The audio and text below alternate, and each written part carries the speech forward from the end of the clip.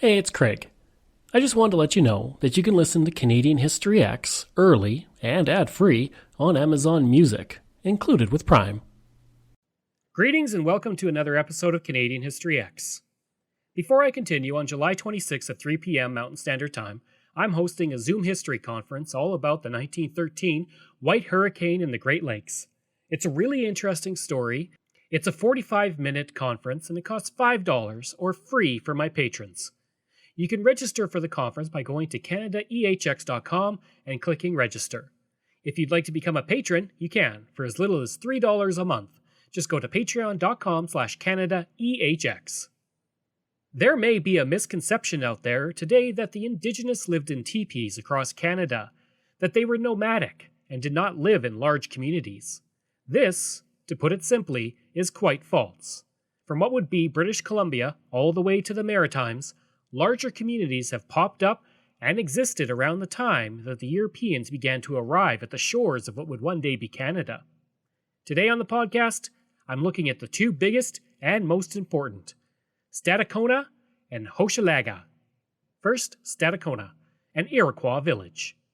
It is not known what year that community first sprang up, but it likely existed for at least a century by the time that Jacques Cartier arrived. At the time he arrived, its population was believed to be around 500 Indigenous. Located along the St. Charles River, its location would be well known to many Canadians today because it is right where Quebec City would be built. At the time of the arrival of Cartier, Stadacona was the chief of the village. Cartier would set the stage for centuries of mistreatment of the Indigenous during that first visit to the community when he seized Stadacona and several inhabitants. After he had placed a cross near the village, Cartier signaled to Stadacona that he wanted to trade with him on the ship. When Stadacona went aboard with his two sons, Cartier and his men seized them. Stadacona was able to negotiate with Cartier, allowing his sons to go with the explorer back to France for a year in exchange for not taking any other inhabitants. Cartier agreed to this. Cartier returned the next year, arriving on September 7th with the sons, and he would record a word that would forever alter the history of Canada. During the visit, he recorded a word that the sons had used to refer to their home, calling it Kanata. That word, which he believed to mean the entire land, would morph over time and become Canada. There was an excellent Heritage Minute in the 1990s that highlighted this, which I will play here.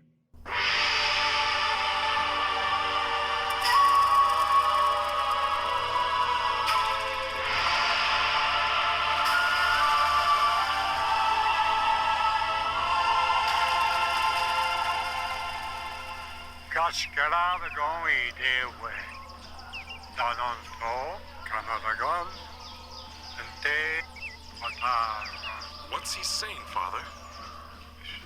Commander Cartier is saying this nation's name is Canada. Canada. Canada. Beg pardon, sir, but the word he used, I think it really means those houses down there. No, believe me, I know the word. It means nation, and Canada is its name. Canada. But I'm sure it means the houses, the village. Cartier would stay over the winter at Stadacona, and even though he had attempted to steal people, the people there still showed kindness. As Cartier's men were starting to die from scurvy, the Iroquois people provided them with a vitamin-rich broth that helped cure the scurvy. Cartier would write, "For some lost all their strength, their legs became swollen and inflamed, and all had their mouths so tainted that the gums rotted away down to the roots of the teeth, which nearly fell out." The disease spread among the three ships to such an extent that in the middle of February, of the 110 men forming our company, there were not 10 in good health. The broth made by the Indigenous was made from cedar leaves that were boiled.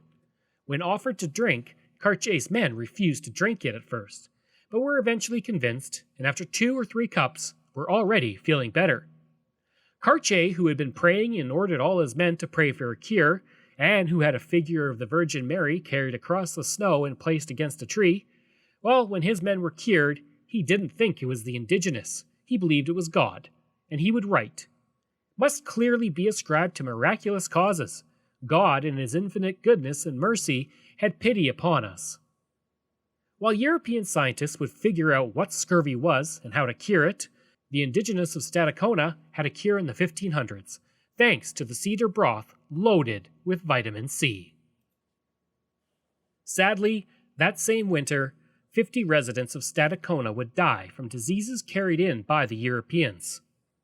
Cartier, as soon as the spring came, repaid the kindness of the people of the village by capturing Donnacona, both of his sons, and 7 other residents of the village, and he took them back to France. 9 of the 10 captured Iroquois would die in France, and the last surviving captured resident would never return home. Cartier returned to Stadacona 5 years later and found that the village was a shell of its former self. It is likely that the residents began to die from European diseases, and with their chief and his sons now kidnapped, the residents were left to the mercy of their enemies. He would tell the residents that Donnacona had passed away, but all the others who were kidnapped were rich and happy. All lies, of course. It didn't matter. The residents didn't believe him, and the relationship soon soured. Jean-Francois Roberval arrived at the village shortly after Cartier and traded with the village despite the hostile feelings towards the French by the residents. By 1603, though, when the French returned to the site, the village was completely gone. On the site of the village, Samuel de Champlain would choose to establish La Habitation, which would eventually become Quebec City.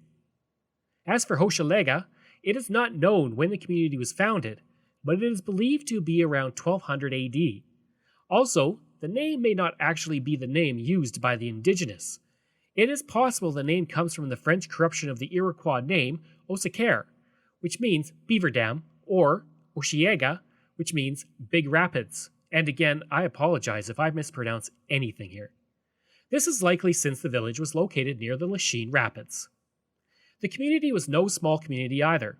It was surrounded by a large wooden palisade and had 50 houses made of wood and bark, and the population was estimated to be over 1,000 people, with some claiming it had as many as 3,000. Cartier would arrive at the village by boat on October 2nd, 1535.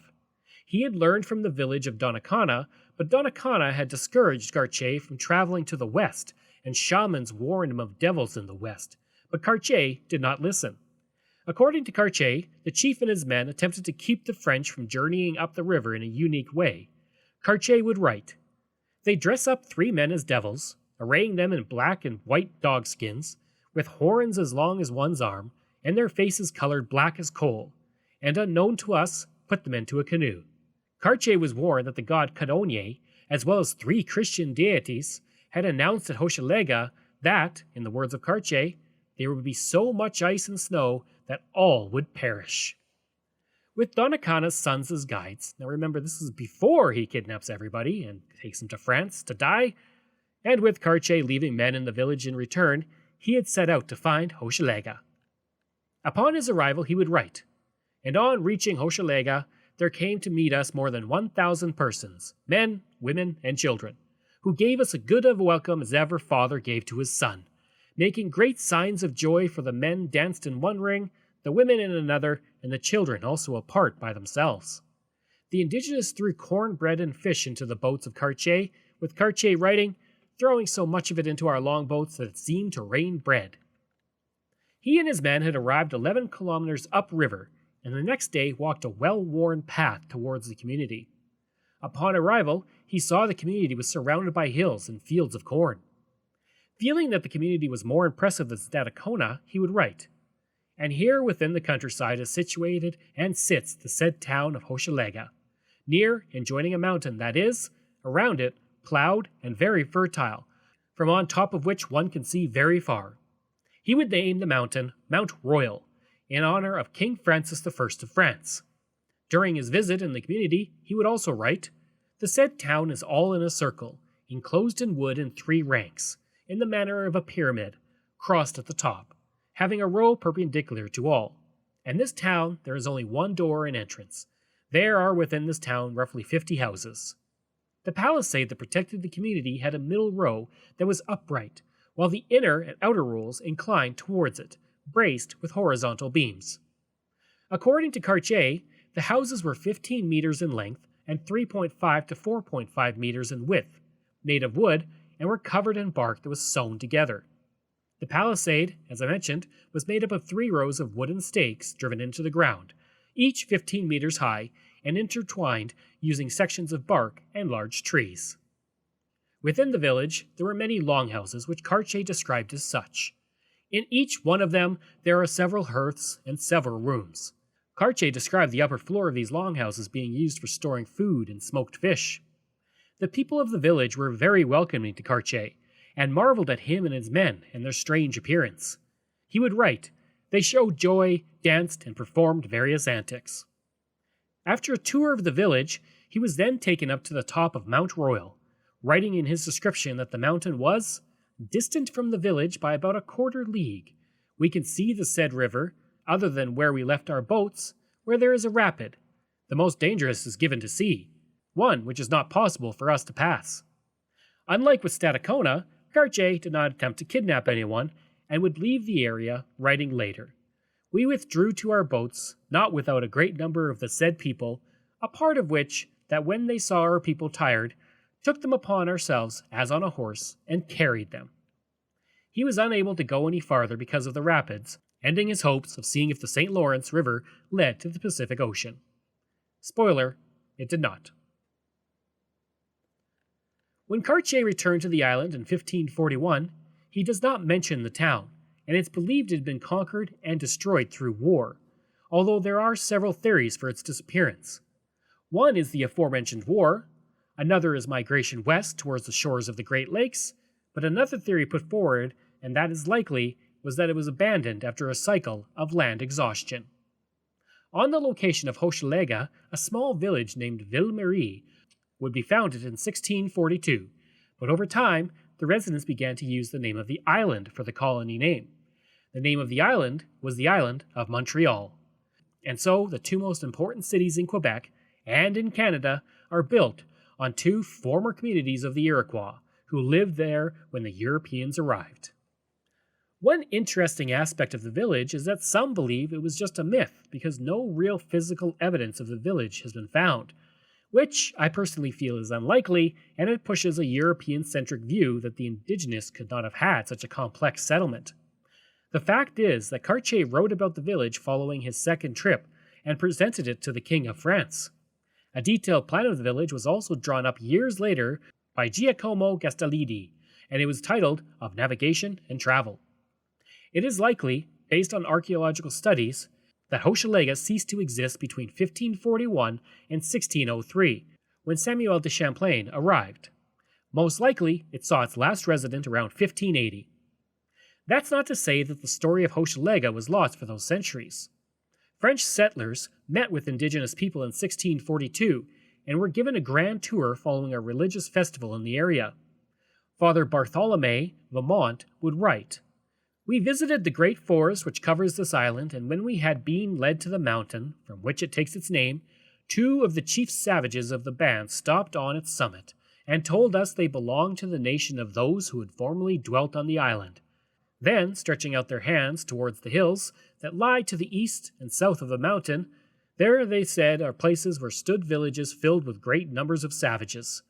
The Hurons, who then were our enemies, drove our forefathers from this country, they said.